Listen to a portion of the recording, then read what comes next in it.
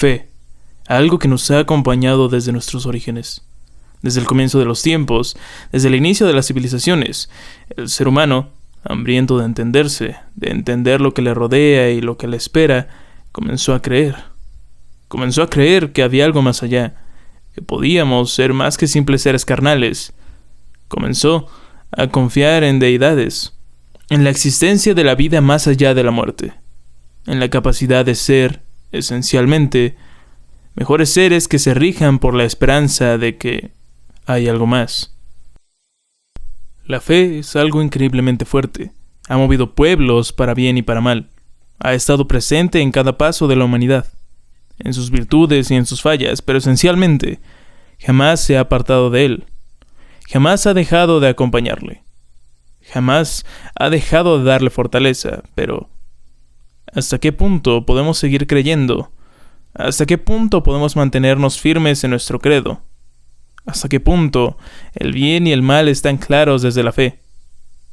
¿Hasta dónde podemos seguir el camino si Dios guarda perpetuo y divino silencio en nuestras vidas? ¿Hasta cuándo podremos escuchar su voz?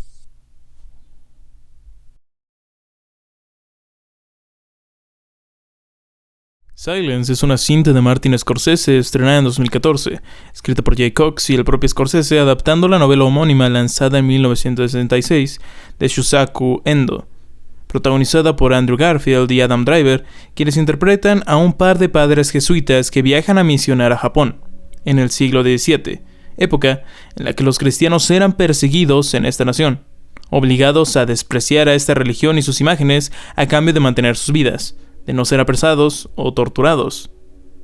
En esta cinta exploramos a profundidad el significado de la fe, y no solo eso, sino también los dilemas que pueden venir con ella, especialmente en una época en la que la muerte acompaña a todo el que tenga una postura religiosa concreta, punto en el que nuestros protagonistas y aquellos que les rodean tendrán diferentes perspectivas respecto a su capacidad de apostatar, de abandonar, de escupir y faltar a aquello en lo que más creen.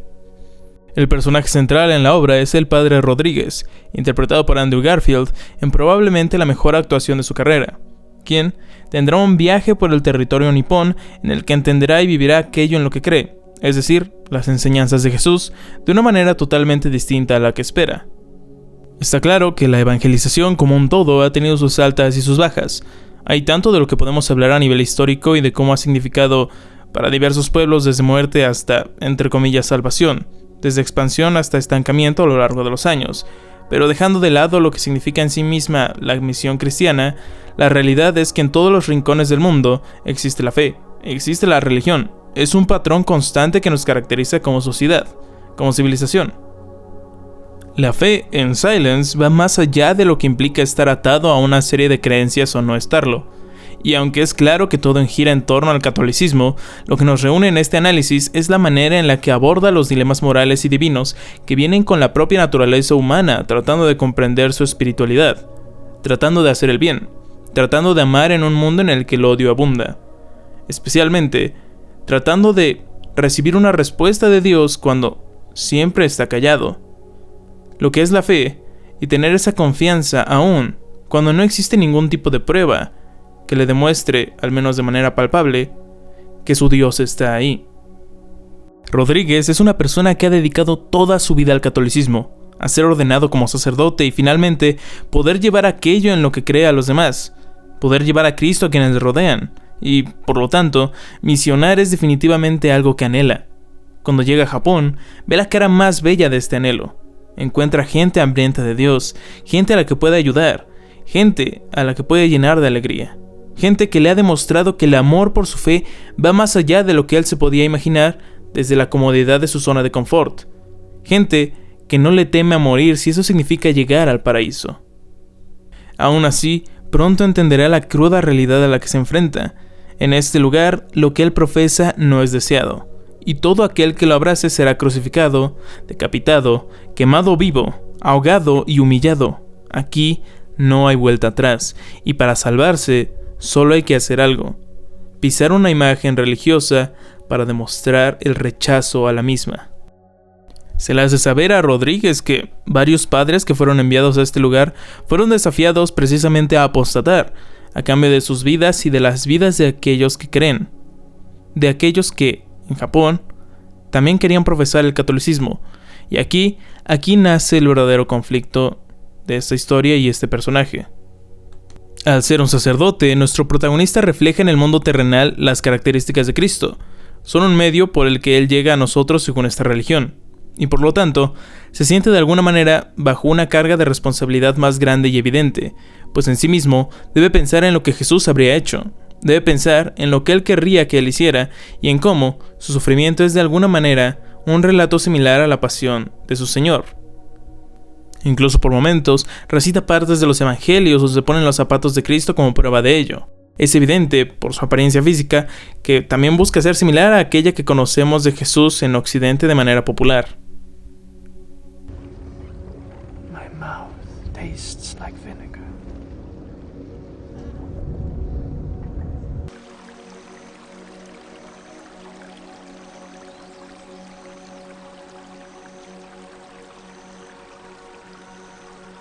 You see Jesus in Gethsemane and believe your trial is the same as his. Those 5 in the pit are suffering too, just like Jesus, but they don't have your pride. They would never compare themselves to Jesus.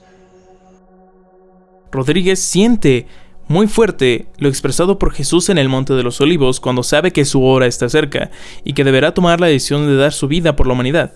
Teme debido a su naturaleza como hombre, y en ese temor le reza a su Padre, pidiéndole que le aparte este cáliz que él no quiere beber por la agonía y dolor que representan para él. Sin embargo, finalmente, no espera que se cumpla su voluntad, sino la de Dios mismo. El padre jesuita experimenta un gran dolor en su corazón al pasar por una situación tan difícil.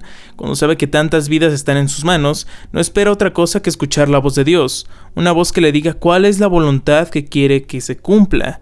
Esa voz a la que tanto le reza, pero de la que no recibe alguna respuesta. Esa voz que jamás está ahí. Aquella en la que se debe mantener firme, pues en ella está su fe.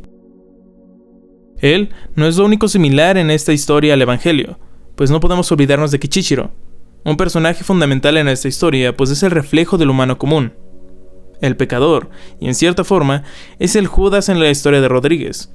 Él es un hombre de fe, ciertamente lo es, pero es débil, y presenció la pérdida de todo lo que tenía. Como su familia fue incapaz de pisar el fumi, pero él decide hacerlo y en un aparente acto cobarde, salvar su vida. Kichichiro se siente constantemente indigno de Dios. Al haberlo rechazado se reconoce sucio y en la sociedad teme acercarse de nuevo a su fe. Sabe que es débil y que lo más probable es que le vuelva a fallar eventualmente a su religión y a aquellos que ama. La intención de su personaje es especialmente mostrar el lado misericordioso de la fe y la debilidad que hay en cada uno de nosotros. Él ruega por confesión una y otra vez y podemos creer que es alguien tonto, un traicionero más, alguien que fue capaz de venderlo como el llamado traidor lo hizo con Cristo, un egoísta solamente enfocado en su salvación. Pero por otro lado, la realidad es que es probablemente el personaje más humano y humilde de la cinta. ¿Cuántos de nosotros no nos hemos equivocado una y otra vez? ¿Cuántas veces no nos hemos dañado a nosotros mismos o a otros? Y a pesar de nuestro arrepentimiento, volvemos a cometer los mismos errores. El viaje de Kichichiro es uno que busca demostrar la dificultad que yace en nuestro camino por aceptarnos a nosotros mismos y por crecer como personas, y Rodríguez, en su reflejo de Jesús, no deja de perdonarlo porque esencialmente esa es su enseñanza, que existe el perdón y que debemos practicarlo, incluso con aquellos que más nos han fallado. Un perdón que no juzga, uno que sea tan grande como el amor, uno que vea más allá de los defectos de lo carnal. Kichichiro parece fallar una y otra vez, pero realmente no hace más que recordarnos que los seres humanos somos seres llenos de defectos, pero que a pesar de eso, siempre podemos buscar redención al final del camino. Y hablando de esa redención, inicialmente Rodríguez cree que morir por su fe no es problema alguno para él. Al contrario, hacerlo lo convertiría en un mártir, en un santo, moriría demostrando algo, moriría llevándose un trofeo. Para él no había premio mayor que ser asesinado en nombre del catolicismo. Esto se ve reflejado no solo en él, sino en los múltiples padres que vemos ser torturados de la misma forma. Ellos aceptan con orgullo cada golpe y su eventual muerte si eso significa haberlo hecho en el nombre de Jesús, mientras que por otro lado, ven como un acto cobarde al que apostata. Sin embargo, las cosas cambian cuando las vidas que están en juego no son la suya. cuando al negarse al apostatar, permite que aquellos japoneses que creen en lo mismo que él, o al menos en una interpretación similar, mueran, y que su sangre esté en sus manos, que no hayan muerto por Jesús, sino por él. Esto significa un reto enorme para nuestro protagonista, pues él, desde su perspectiva en lo que la fe le ha enseñado, solo cree en dos posibles caminos: en aquel que muere por los demás supuestamente imitando a Cristo, y aquellos que traicionan y reniegan, como Judas o cualquier hombre común. Pero él mismo no se percibe como un hombre común. Él cree que tiene en sus manos la responsabilidad explícita de ser un crucificado más, de ser alguien que con su último aliento refleje la naturaleza que reside en el relato de los evangelios. Y aún así, tanto sufrimiento y dolor solamente le hacen querer escuchar la voz de su Señor. La voz permanece callada. No hay pista alguna de qué es lo que tiene que hacer, y así permanece aún a pesar de sus constantes oraciones.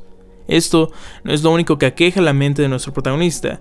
Lo que le carcome el alma es: ¿cómo puede estar Dios en silencio ante el sufrimiento de todas estas personas? ¿Cómo es que no ha levantado la voz y ha actuado a su favor?